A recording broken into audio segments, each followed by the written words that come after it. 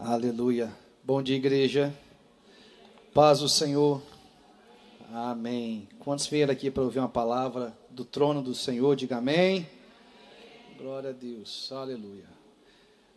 As crianças, então, podem ir para a salinha com a pastora Virgínia. Quem está feliz, diga aleluia. Amém. Depois de um louvor desse abençoado, que a gente pode dar o nosso melhor ao Senhor, entregar todo o nosso coração, nossos pensamentos. A palavra do Senhor diz que nós somos templo do Espírito Santo. Amém? O Senhor habita no meio da igreja, habita no meio da congregação, e Ele está neste lugar, recebendo a nossa adoração, nosso louvor. Quero que você vire para a pessoa que está ao seu lado e diga assim: nesta manhã, o Senhor tem uma palavra para liberar sobre a sua vida.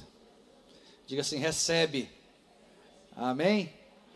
Glória a Deus. A propósito, você já falou com a pessoa que está do seu lado direito, do seu lado esquerdo, que está atrás? Dá uma olhadinha para o seu irmão. Vamos fazer um movimento santo agora, uma bagunça santa.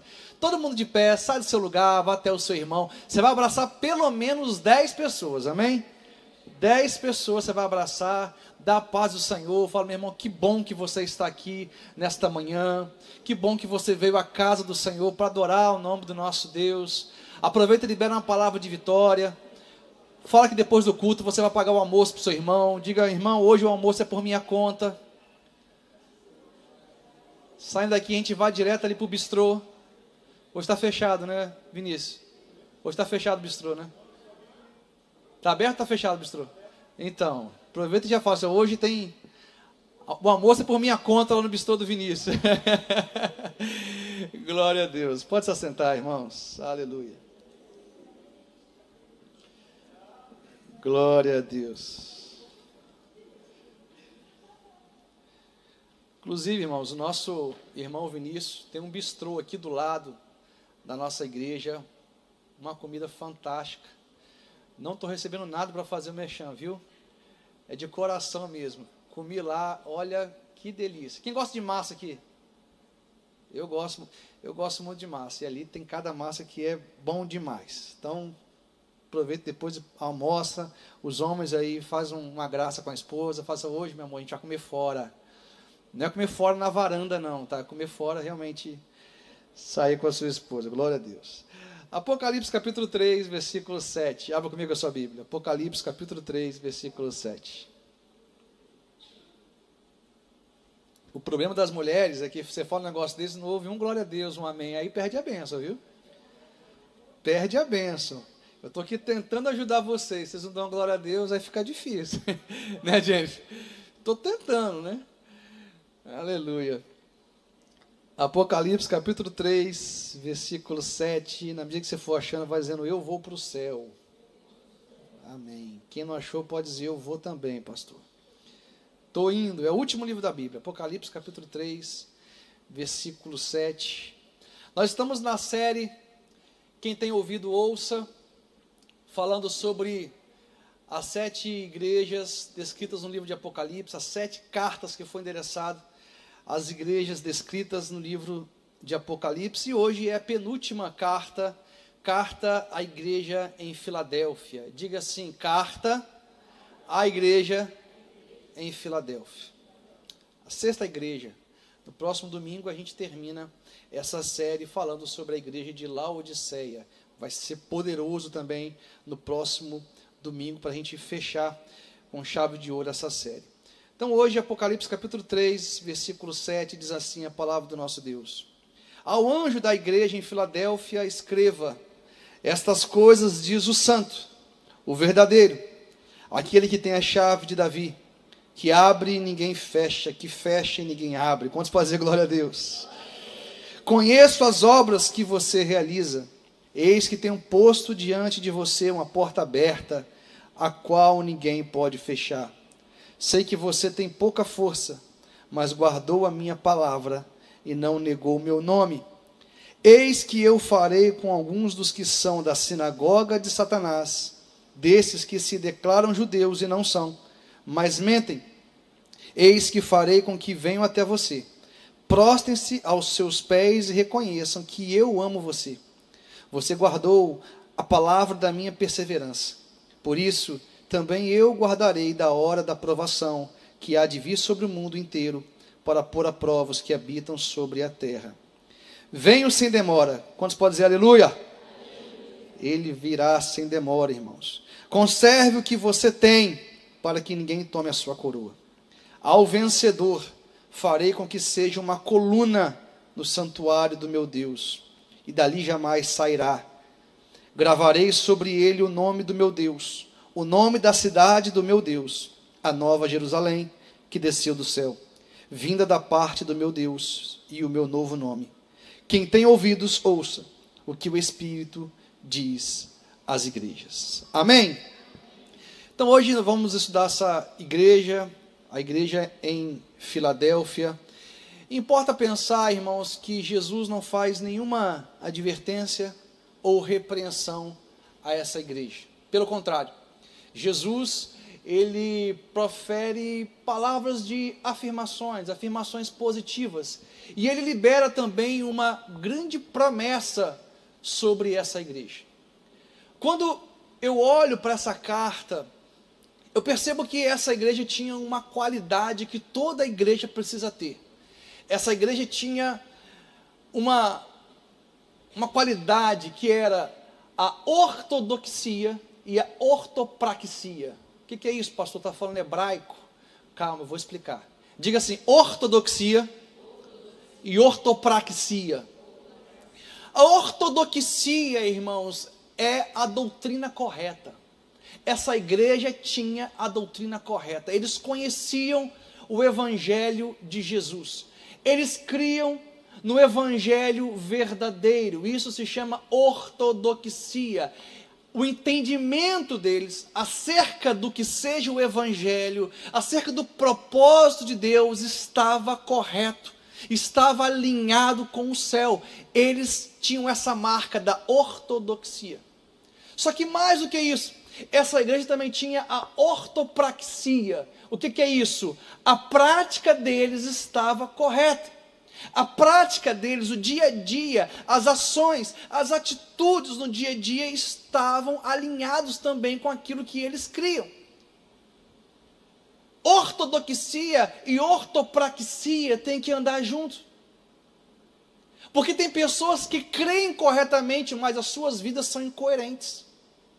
Elas creem em Cristo, elas creem no Evangelho de Jesus Cristo, mas as suas ações, as suas atitudes, as suas decisões só causam escândalo no reino de Deus.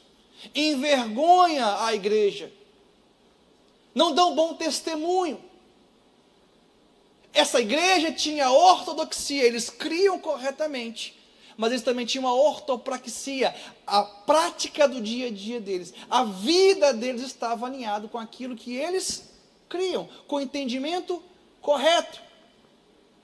Sabe, irmãos, esta questão da ortodoxia e ortopraxia é extremamente importante para a vida da igreja.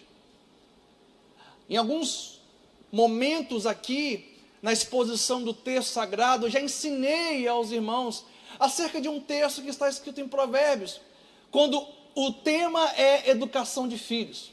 Olha como que a coerência é importante. A palavra do Senhor vai dizer, ensina o seu filho no caminho que deve andar, e quando ele crescer, jamais se desviará dele. O texto está falando, ensina o filho no caminho, não é ensina o caminho para o seu filho. São coisas totalmente diferentes. Tem pais que ensinam o caminho para o filho, mas não ensinam no caminho. O que é isso? Ensinar o caminho é falar bem assim, filho, você precisa amar ao Senhor. Filho, você precisa ir para a igreja. Filho, você precisa viver em santidade. Filho, você precisa ler a palavra. Filho, você precisa orar. Você está ensinando o caminho, mas isso não é suficiente para que seu filho cresça e não se desvie dos caminhos do Senhor. Porque o texto está falando, ensina o seu filho no caminho. Diga no caminho. No caminho é diferente de ensinar o caminho. Ensinar no caminho é você estar nesse caminho e ser um exemplo, ser uma referência para o seu filho. Não basta somente a ortodoxia, é importante a ortopraxia. Você tem que crer, mas você tem que praticar o que você crê. Quando pais ensinam o caminho, mas não ensinam no caminho, o que você está ensinando, na verdade, para o seu filho, é incoerência. Incoerência acerca do que você crê e do que você vive. Isso causa uma confusão enorme na vida dos filhos. Isso causa um problema espiritual enorme na vida dos filhos. Porque ele olha para aquilo que você fala, mas ele não vê a materialização do que você fala na sua vida, na sua história, no seu dia a dia. E isso gera sérios problemas. Muitos filhos de cristãos, quando crescem, se desviam, abandonam a fé. Sabe por quê? Porque o pai não tinha o equilíbrio entre ortodoxia e ortopraxia. Aquilo que ele cria, ele não vivia.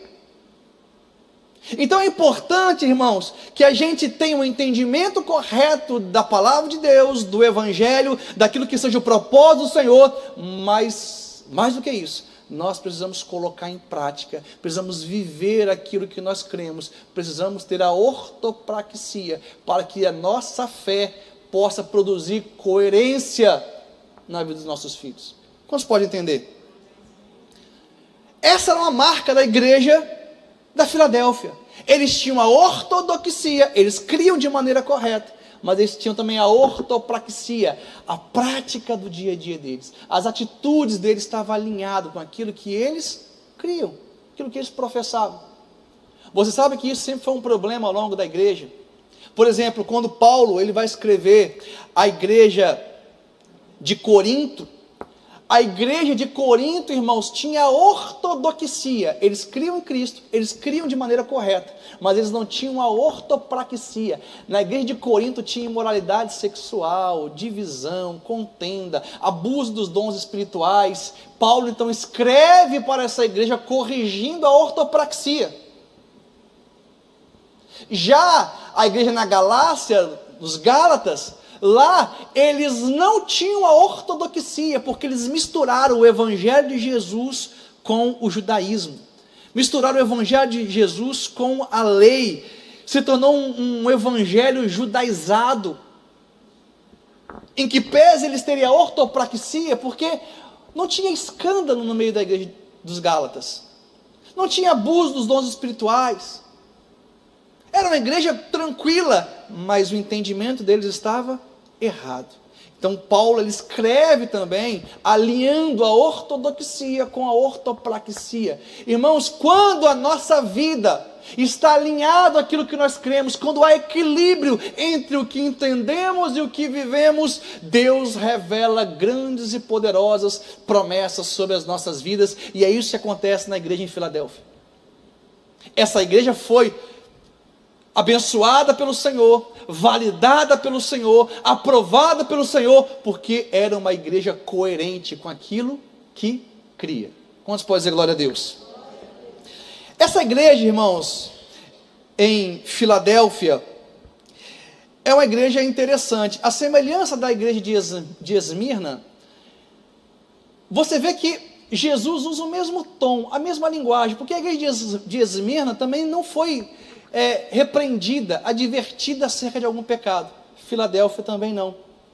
Filadélfia era uma cidade da Ásia Menor, como estamos estudando, e era a cidade mais nova daquelas 7 cidades a qual cartas foram enviadas. Essa cidade, ela foi fundada no ano 189 a.C. E a história do nome dessa cidade é interessante. Filadélfia significa amor fraterno. Diga assim, Filadélfia significa amor fraterno, amor entre irmãos. Quem fundou essa cidade foi o rei Átalo. O rei Átalo era irmão do rei Eúmenes II. Vocês lembram quem era o rei Eúmenes II? Era o rei de Pérgamo. Já estudamos isso aqui nessa série de mensagens. O rei Eúmenes foi responsável por criar a maior biblioteca do mundo antigo, e ele também foi a pessoa que idealizou o pergaminho, que foi a forma de escrita mais importante até o advento da imprensa com Gutenberg na Alemanha. O rei Átalo, ele tinha tanto amor pelo seu irmão, um amor tão profundo por ele, que ele foi apelidado de Filadelfo. Filo, amor. Adelfo, irmão. Então, o nome dessa cidade é em homenagem a esse relacionamento de profundo amor, de profunda admiração que existia entre o rei Átalo e o rei Eumênides II. Filadélfia significa amor fraterno, amor entre irmãos. Das cidades que foram escritas cartas, era a cidade mais nova, como nós falamos, e essa cidade, irmãos, ela experimentou ao longo da sua história muitos eventos catastróficos. Um dos eventos catastróficos que aconteceram foi no ano 17 depois de Cristo, quando um grande terremoto devastou a cidade da Filadélfia. As casas foram à ruína, os templos foram à ruína, e ali tinha muitos templos de adoração a deuses estranhos, havia muita idolatria na igreja de Filadélfia. O deus mais adorado em Filadélfia era o deus Dionísio, que era o deus do vinho, o deus da balada, o deus da curtição, era o deus do prazer sem propósito de Deus. Esses templos caíram, esses templos foram à ruína. E o que aconteceu quando houve esse grande terremoto? As pessoas não tinham muito entendimento acerca das atividades sísmicas, de como que funciona a movimentação das placas tectônicas, e eles com medo, porque depois desse grande terremoto, continuou a ter pequenos tremores de terra. Você sabe que isso é normal. Depois acontece um grande tremor de terra, a terra ainda oscila um pouco, ela vai se assentando. Isso acontece em várias regiões onde tem terremoto.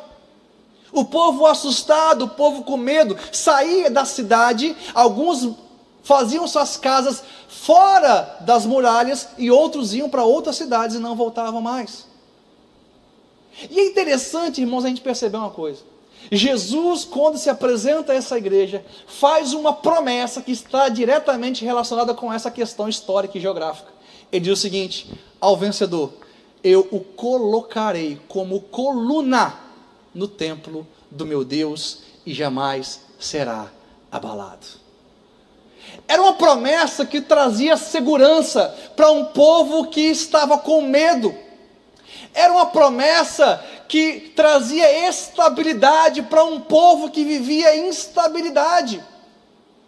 Era uma promessa que trazia garantia de proteção para um povo que estava fugindo, assustado, com medo de novos terremotos.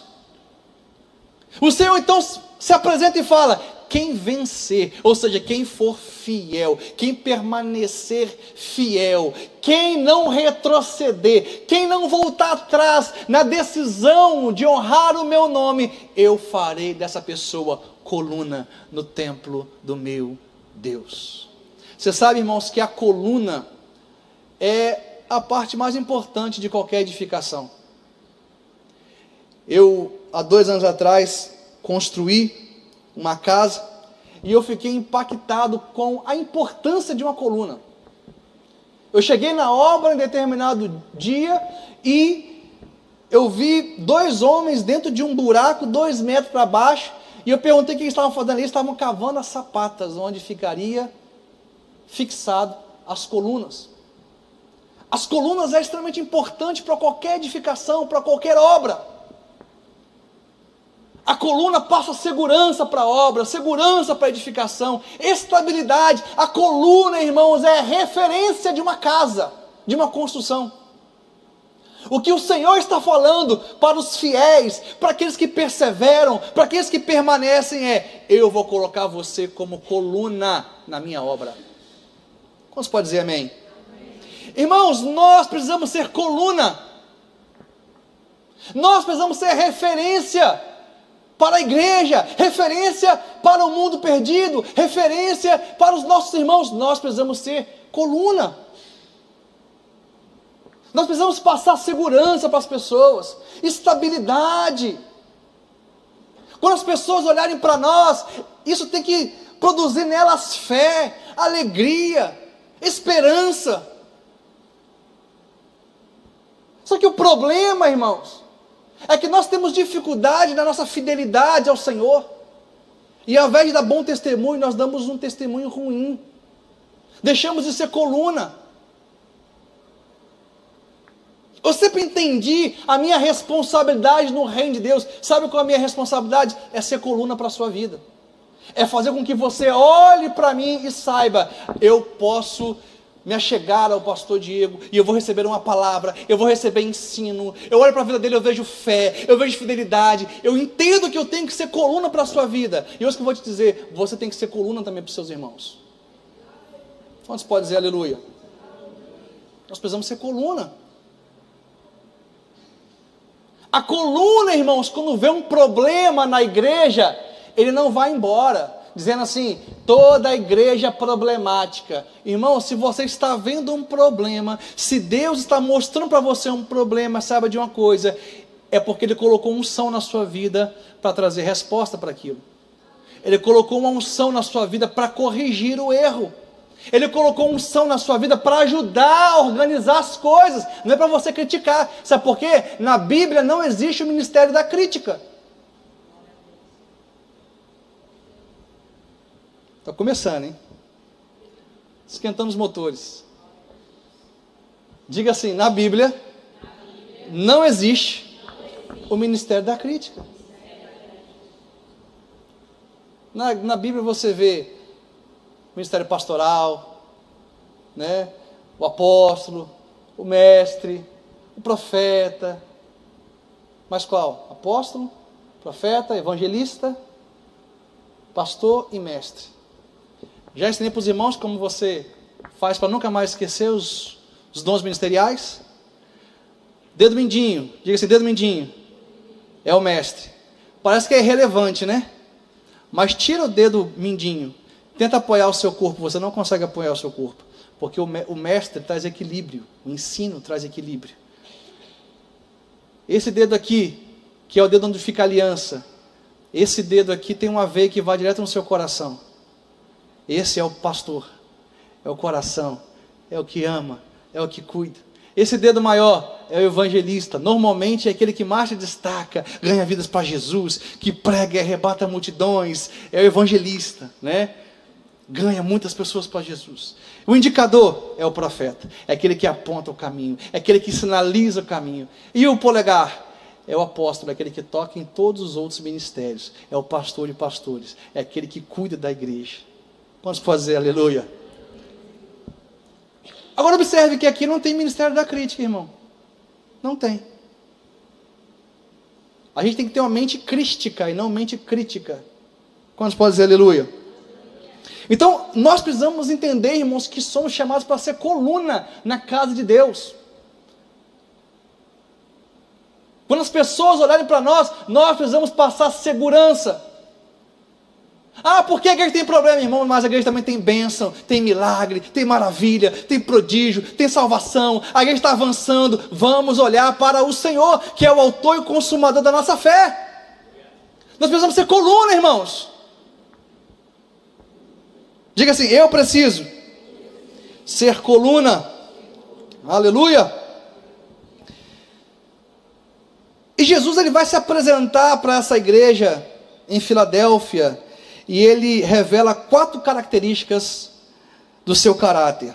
Versículo 7, ele começa dizendo o seguinte: ao anjo da igreja em Filadélfia escreva, estas coisas diz o santo. Diga assim, Jesus é santo.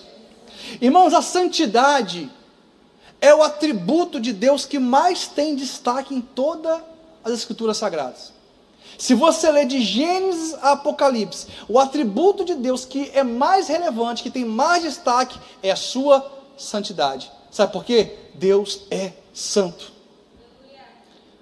E aqui Jesus está dizendo o seguinte: eu sou o santo. Ele não está falando, eu sou um santo. Ele é o santo. Quando ele fala, eu sou o santo, ele está revelando a sua divindade. Ele está dizendo, eu sou Deus. Eu não sou um santo, eu sou o santo, eu sou Deus. Ele está revelando à igreja em Filadélfia que ele é Deus. Importa pensar, irmãos, o que está escrito em João capítulo 14, do versículo 9 ao versículo 10, quando Jesus fala a Filipe: quem vê a mim, vê o Pai. Ele está corroborando com essa ideia.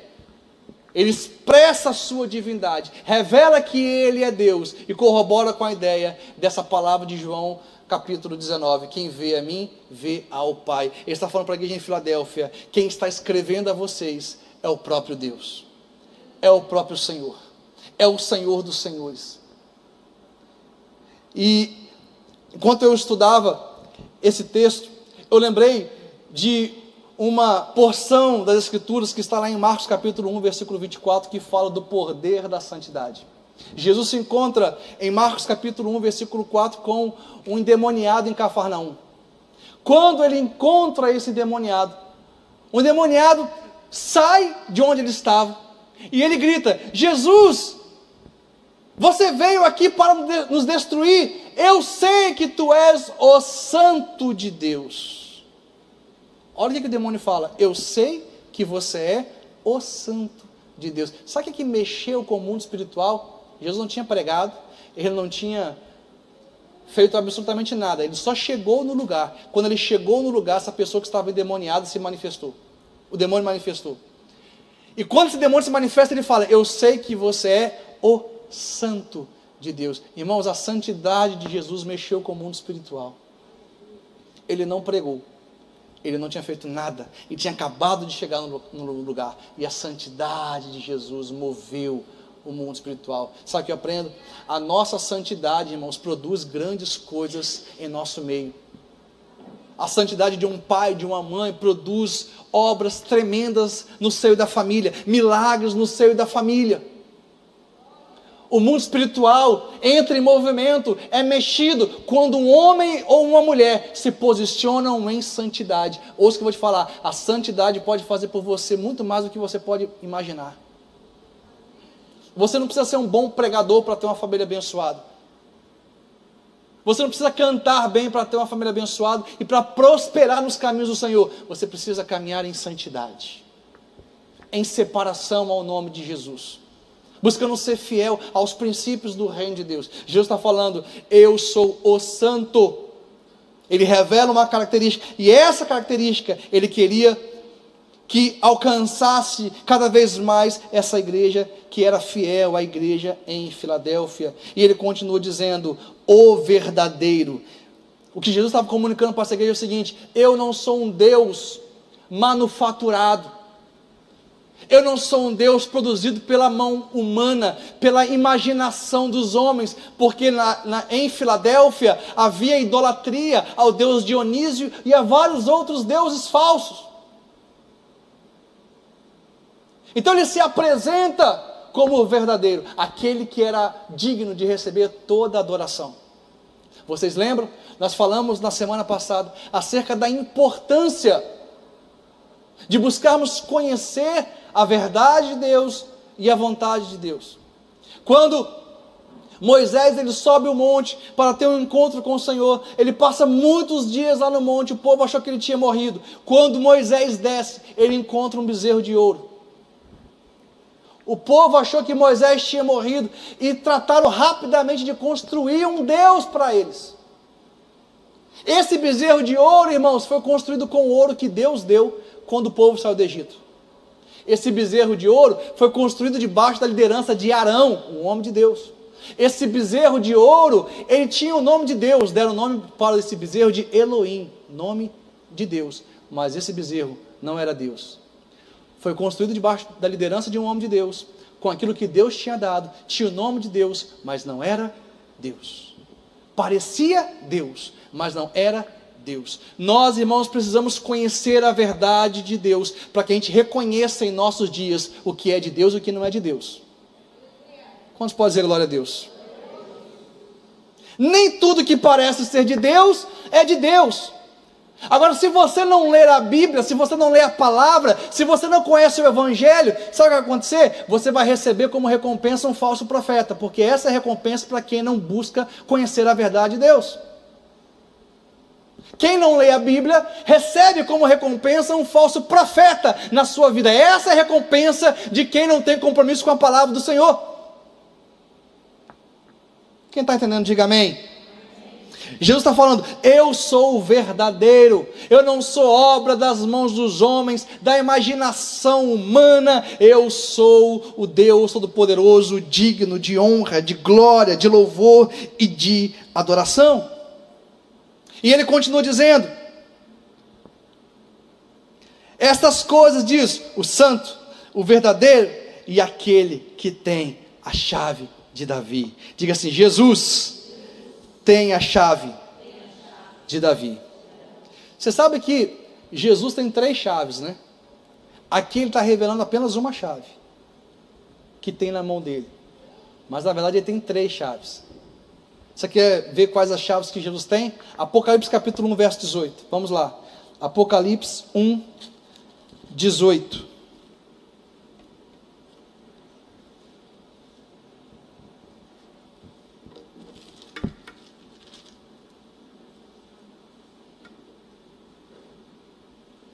Quem achou, diga amém.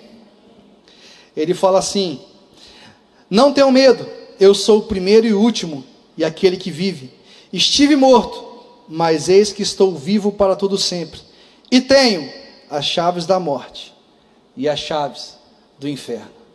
Jesus tem 3 chaves, a primeira chave é a chave da morte, a segunda chave é a chave do inferno, e a terceira chave é a chave de Davi. Você sabe por que Jesus tem a chave da morte? Porque Deus o ressuscitou dentre os mortos. Deus o ressuscitou dentre os mortos. Ao terceiro dia, Deus o ressuscitou. E antes dele subir ao céu, ele desceu.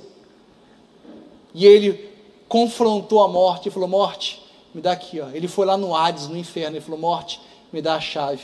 Porque eu venci a morte, eu te venci. Onde está a morte, o teu aguilhão? Me dá aqui a chave da morte, porque essa chave agora está aqui ó, no meu bolso. A morte não tem mais domínio sobre a humanidade. A morte não tem mais domínio sobre a sua vida. Deixa eu dizer algo para você. De repente você chegou aqui nessa manhã, passando por alguma dificuldade. Espírito de morte pode estar te rondeando, mas ouça o que eu vou te falar. A morte não tem domínio e autoridade sobre a sua vida. A sua vida está debaixo da autoridade do sangue de Jesus. Ele tem a chave da morte em suas mãos. Não é o inferno, não é o diabo que determina quando você vai morrer, quando você vai partir. A sua vida está nas mãos do Senhor. Você só vai partir quando Deus cumprir todo o propósito que Ele tem na sua vida. A chave da morte, irmão, está no bolso de Jesus. Quando a morte fala bem assim, vou matar aquele irmão, Jesus fala assim aqui, ó. Ah não, a chave está aqui, ó. A chave da morte está na minha mão aqui, ó. Ah, está aqui, ó. Aqui a morte está na minha mão. Igualmente, a chave do inferno está nas mãos de Jesus. Ele tem toda a autoridade, Ele tem todo o governo, Ele tem o controle de todas as coisas, irmãos. Ele tomou a chave da morte, Ele tomou a chave do inferno, e Ele também tem a chave de Davi. Agora ouça, a chave de Davi é uma chave que revela a soberania de Deus. Você sabe que no tempo de Davi havia um administrador que ele tinha todas as chaves do palácio na sua mão. E era esse administrador que determinava quem entrava e saía do palácio. E mais do que isso, ele tinha uma chave que poucas pessoas poderiam ter acesso a esse lugar, a esse ambiente. E era ele que determinava quem entrava e quem saía. Vamos ler Isaías capítulo 22, versículo 22, porque Isaías 22, 22 é um texto profético, que fala dessa substituição de um administrador chamado Sebna por Eliaquim. Isaías 22, 22. Porém, sobre o ombro dele, a chave da casa de Davi. Ele abrirá e ninguém fechará, fechará e ninguém abrirá. Aqui, irmãos, está falando dessa troca de administração de Sebna, um administrador infiel, por Eliaquim, um homem que foi colocado como administrador fiel do palácio do Senhor, do templo do Senhor. E esse texto, ele não fala tão somente sobre Eliaquim, esse texto é um texto profético, porque ele está apontando para Jesus. Por isso Jesus fala à igreja em Filadélfia: eu tenho a chave de Davi, eu tenho a chave que abre porta e ninguém fecha, que fecha e ninguém abre. Jesus está fazendo menção a Isaías capítulo 22, versículo 22. Agora ouça, essa chave Jesus não carrega no bolso. A chave da morte está no bolso de Jesus, a chave do inferno está no bolso de Jesus, mas essa chave aí, onde que está? Porei sobre o ombro. Diga o ombro, diga o ombro. Essa chave, irmão, está aqui, ó, no ombro de Jesus. Sabe por que Jesus tem essa chave? Porque Jesus recebeu sobre ele, sobre os ombros dele, a cruz do Calvário. Por 450 metros, ele carregou a cruz, cansado, porque ele já tinha sofrido, padecido na mão dos romanos. José de Arimateia foi colocado para ajudar a Jesus a levar o restante do caminho, levar a cruz no restante do caminho, mas Jesus, ele levou a cruz, ele carregou a cruz. Sabe o que é isso? É a chave de Davi que estava sobre os ombros dele. Por isso que ele tem todo o poder, ele tem toda a autoridade, ele governa sobre a morte, ele governa sobre o inferno, ele que abre a porta do reino, ele que fecha a porta do reino, ele que decide quem entra e quem sai, porque ele tem a chave de Davi. A cruz ele carregou e ele venceu, e hoje ele reina para todo sempre. Pode aplaudir o Senhor com alegria. Ele tem a chave de Davi nos seus ombros. Então é uma chave que ele não carrega no bolso, ele carrega aqui, ó, no ombro. Representa a cruz que ele carregou. Agora ouça em relação à cruz. Nunca diga que Jesus carregou a cruz por completo. Ele não carregou a cruz toda. Era humanamente impossível Jesus carregar a cruz por completo. A cruz, ela tinha duas partes. O patíbulo, que era a parte horizontal, e a estipe, que era a parte vertical. Diga patíbulo, diga estipe. Então, a parte horizontal, patíbulo, a parte vertical, estipe. Jesus carregou a parte horizontal, o patíbulo. O que foi colocado no ombro de Jesus foi o patíbulo. O estipe ficava no local onde aconteceria a execução. A cara de vocês é demais. Acabou com a novela de vocês, hein? Misericórdia. Acabou com a Record agora. Mas é verdade, irmãos. Essa era uma tradução romana. Na tradição romana. Não se colocava a cruz por inteira, a cruz por completo sobre uma pessoa. Era humanamente impossível carregar a cruz por completo. Jesus carregava tão somente o patíbulo. Então Jesus está falando: eu sou o santo, eu sou o verdadeiro, eu sou aquele que tenho a chave de Davi. E ele continua dizendo: eu sou aquele que o que eu abro ninguém fecha, e o que eu fecho ninguém abre. Mais uma vez Jesus está comunicando o seu nível de soberania. O que Jesus faz, irmãos, ninguém pode desfazer. O que Jesus desfaz, ninguém pode reconstruir. O que Jesus está dizendo é: aquilo que ele edifica, nenhuma oposição poderá desfazer. Irmãos, o inferno pode se levantar contra a igreja, mas não prevalecerá contra nós. Porque é o Senhor que tem edificado a sua igreja, edificado a sua casa. As comportas do inferno podem vir contra a igreja, mas se o inimigo vem por um caminho, por 7, ele fugirá de nós. Porque aquilo que o Senhor edifica, nenhuma obra maligna pode destruir. Ele abre e ninguém fecha. Ele fecha e ninguém abre. Sabe o que é interessante, irmãos? Às vezes nós, como cristãos, a gente não tem a segurança desse texto. Porque nós ficamos muito preocupados. Porque às vezes na empresa, porque tal pessoa vai tomar a minha vaga. Irmãos, se foi Deus que te deu essa vaga, não vai tomar não. Sabe por quê? Aquilo que Deus abre, ninguém fecha. Confia no Senhor. Nós precisamos revelar nossa fé. Nós precisamos revelar quem é o nosso Deus através do nosso dia a dia. A gente vive às vezes tão, sabe, Deixa a vida me levar, como se não tivesse um Deus, como se não tivesse um Senhor. Irmão, se Deus abriu uma porta para você, sabe de uma coisa, ninguém tem poder para fechar, somente Ele. Quantos podem dizer glória a Deus? Esse é o nosso Deus. E se Ele fecha também, ninguém pode abrir. Interessante a gente pensar o seguinte: Deus, Ele nos guia em sua soberania, não somente através de portas que Ele abre, mas também através de portas que Ele fecha. Quantos podem dizer aleluia? Deus é soberano, Ele vai nos guiar através de portas que Ele abre e através de portas também que Ele fecha. Outro dia eu estava agradecendo a Deus por tantas portas que Ele fechou na minha vida. Eu comecei a pensar, eu falei: Senhor, se o Senhor tivesse aberto aquela porta, aquilo que eu pedi, aquilo que eu orei, sem entendimento, onde eu estaria hoje? Porque, irmãos, ao longo da minha caminhada eu já fiz cada oração que em misericórdia. Que hoje eu entendo que Deus estava guiando a minha vida através do não. Estava guiando a minha vida através das portas que Ele estava fechando também. É por isso que a palavra do Senhor diz: em tudo dai graça. Tudo dai graça. Sabe por quê? Isso é maturidade. Em tudo dai graça. É maturidade de quem entende que Deus te guia através de portas que Ele abre e que fecha.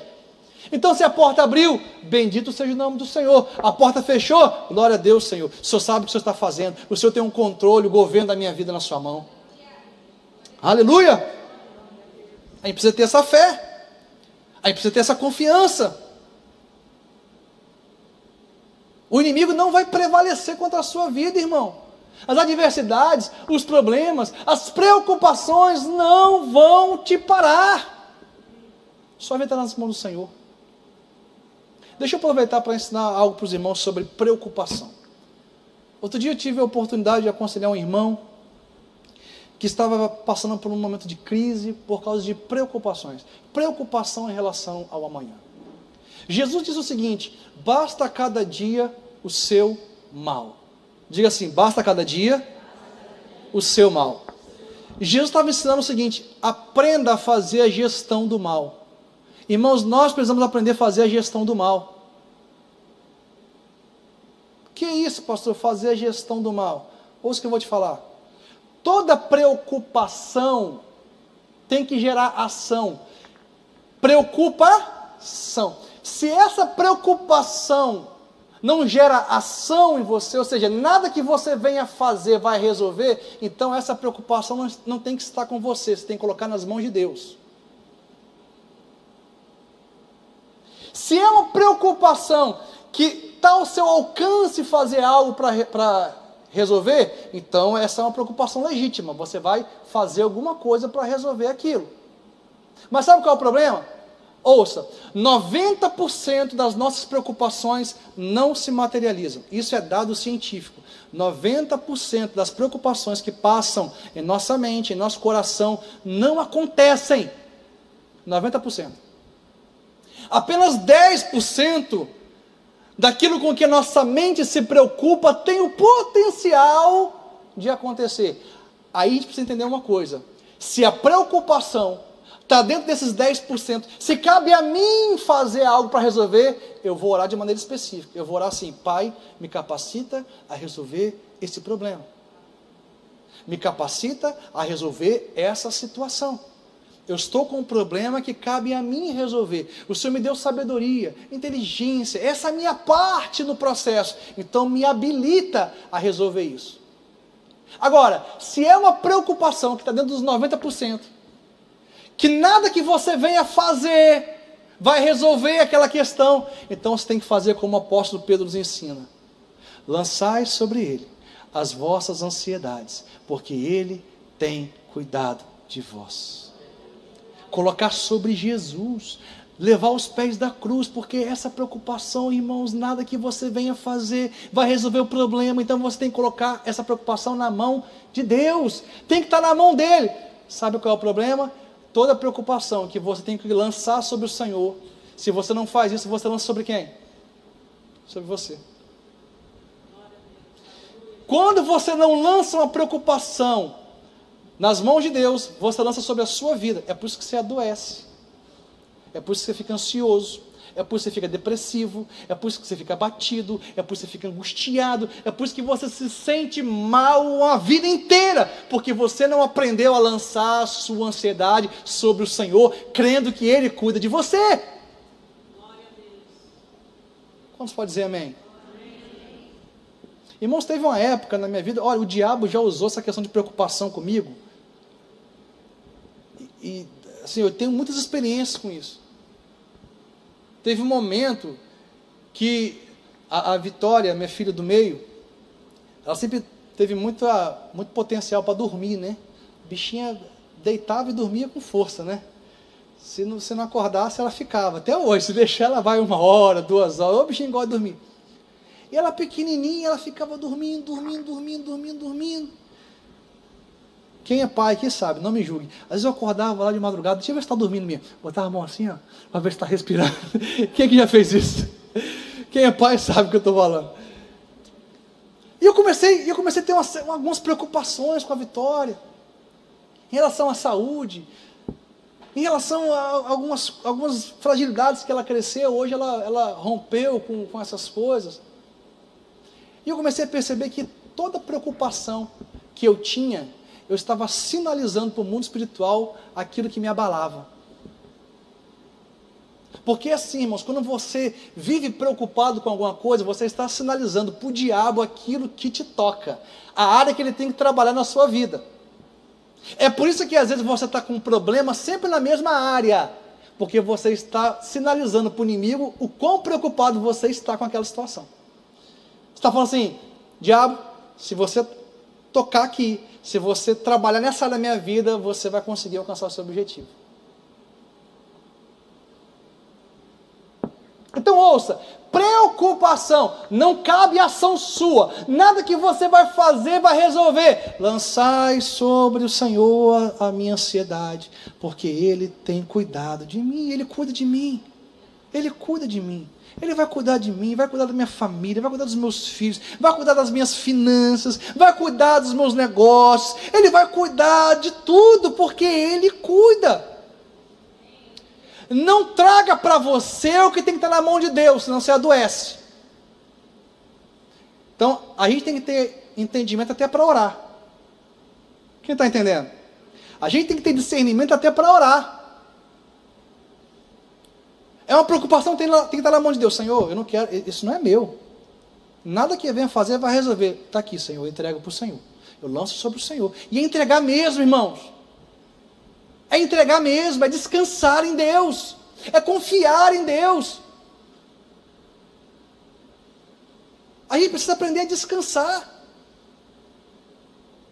A Bíblia vai falar de um milagre que Jesus fez. Os discípulos estavam amedrontados, fazendo uma travessia de um lugar para outro, de barco, um mar revolto, os discípulos apavorados, Jesus estava dormindo na polpa, Jesus dormindo, o pau quebrando, vento forte, chuva, tempestades, os discípulos vão acordar Jesus, Jesus, você não se importa que a gente morra? Jesus levanta, remelo no olho, ele vira para o vento e fala, aquieta-te, acalma-te. Sabe por que ele falou isso? Porque ele colocou para fora o que estava dentro dele. Ele estava em paz. Você sempre vai lidar com os problemas, com aquilo que você tem dentro de você. Diga aleluia. Você sempre vai lidar com as adversidades, com o conteúdo que você carrega no seu coração. Jesus falou, aquieta-te, acalma-te, porque dentro dele estava em paz. Ele estava em paz, sereno. Ele sabia que ele não ia morrer naquela tempestade, que o barco não ia afundar, sabe por quê? Ele tinha um propósito a cumprir nessa terra. Ouça que eu vou te falar, você tem um propósito a cumprir, caminhe em fé, rompa em fé, viva o que Deus tem para a sua vida. Você vai vencer as adversidades com o conteúdo de fé que você carrega dentro de você. Aleluia! Glória a Deus. Deixa eu ver que horas são, irmãos, que eu saí do texto completamente. 11:22. Jesus é aquele que abre e ninguém fecha, fecha e ninguém abre. O nosso Deus é soberano. Eu vou terminar, versículo 8. Versículo 8 diz assim: conheço as obras que você realiza, eis que tenho posto diante de você uma porta aberta, que ninguém pode fechar. Sei que tem pouca força, mas guardou a minha palavra e não negou o meu nome. Diga assim: sei que tem pouca força, mas guardou a minha palavra e não negou o meu nome. Irmãos, a igreja de Filadélfia era uma igreja fraca no sentido natural, era uma igreja que não tinha muitas condições estruturais. A Bíblia não entra em detalhes acerca dessa fraqueza dessa igreja, mas era uma igreja fraca. A gente pode deduzir que fraqueza era essa. Uma igreja que estava debaixo de perseguição. Jesus falou: eu sei que vocês são fracos, mas ainda assim essa igreja foi aprovada pelo Senhor Jesus. Sabe por quê? Deus não está em busca dos fortes, Deus está em busca dos fiéis, porque o poder dele se aperfeiçoa na nossa fraqueza. Ele não precisa da sua força, porque ele é forte. Ele não precisa da sua força, ele é o Todo-Poderoso. Ele precisa da sua disposição em fazer a vontade dele, porque o poder dele se aperfeiçoa nas suas dificuldades, nas suas fraquezas, nas suas debilidades. Não se importe se você se acha fraco, confie em Deus, ele vai fazer grandes coisas através da sua vida. Moisés foi chamado para ser líder, mas ele tinha uma fraqueza. Qual era a fraqueza de Moisés? Ele não sabia falar. Deus falou assim: vou resolver o seu problema. Colocou Arão do lado dele, que era um exímio, falava bem, uma eloquência. É assim que Deus faz, irmãos. Quando você se dispõe, Deus vai criar um ambiente para te ajudar a cumprir o propósito dele. Não importa se você se sente fraco, Deus quer de você fidelidade, obediência, e ele vai cumprir o propósito que ele tem na sua vida. Quantos podem dizer glória a Deus? Se coloque de pé em nome de Jesus. Pode aplaudir ao Senhor com alegria, com fé. Aleluia! Aleluia! Quero chamar aqui o ministério de louvor. Glória a Deus.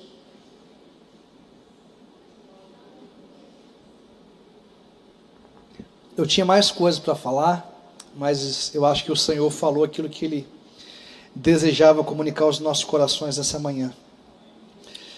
Glória te damos, Jesus. Será que você pode fechar os seus olhos por alguns segundos e meditar nessa palavra? Eu sei, irmãos, que o Senhor falou poderosamente à igreja nessa manhã. Fale com o teu Deus nessa hora. Fale com o teu Deus nesse momento. O Senhor tem cuidado de nós, igreja. Ele cuida de nós. Ele cuida de nós. Aleluia. Aleluia. Santo, santo, santo, santo, santo é o Senhor. Digno de honra, de glória e de adoração. Tu és o santo, o verdadeiro, aquele que tem a chave de Davi, aquele que abre portas e ninguém fecha, que fecha portas que ninguém abre. Senhor, nós recebemos a sua promessa nessa manhã, de ser colunas do Senhor em teu templo. Não queremos ser como aqueles que desistem, não queremos ser como aqueles que abrem mão do teu propósito, não queremos ser como aqueles que vivem olhando somente para as dificuldades. Não queremos ser aqueles que exercem ministérios inexistentes, como o ministério da crítica, que só tem crítica, que só tem advertência, que só tem palavras de maldição, de dúvida, de incredulidade. Nós queremos ser colunas na sua casa, colunas no seu templo. Queremos ser aqueles que têm respostas e não questionamento. Queremos ser aqueles que têm solução e não indagação. Queremos ser aqueles que vão ser estabilidade para aqueles que estão vivendo instabilidade em suas vidas. Queremos ser como aqueles que vão trazer segurança para a sua obra, Pai, que vão sustentar a sua obra, sustentar com fé, sustentar com perseverança, sustentar com santidade, sustentar com finanças, abençoando a sua obra nos dízimos, nas ofertas. Queremos ser colunas do Senhor na tua casa. Aleluia. Que possamos aprender, Senhor, a lidar com as preocupações, porque muitas vezes são as preocupações que nos fazem retroceder no teu propósito. São as preocupações que nos fazem retroceder no chamado que o Senhor tem para nós. Que possamos fazer como Pedro, lançando sobre o Senhor as nossas ansiedades, nossos medos, nossas preocupações, crendo que o Senhor tem cuidado de nós. Em nome de Jesus.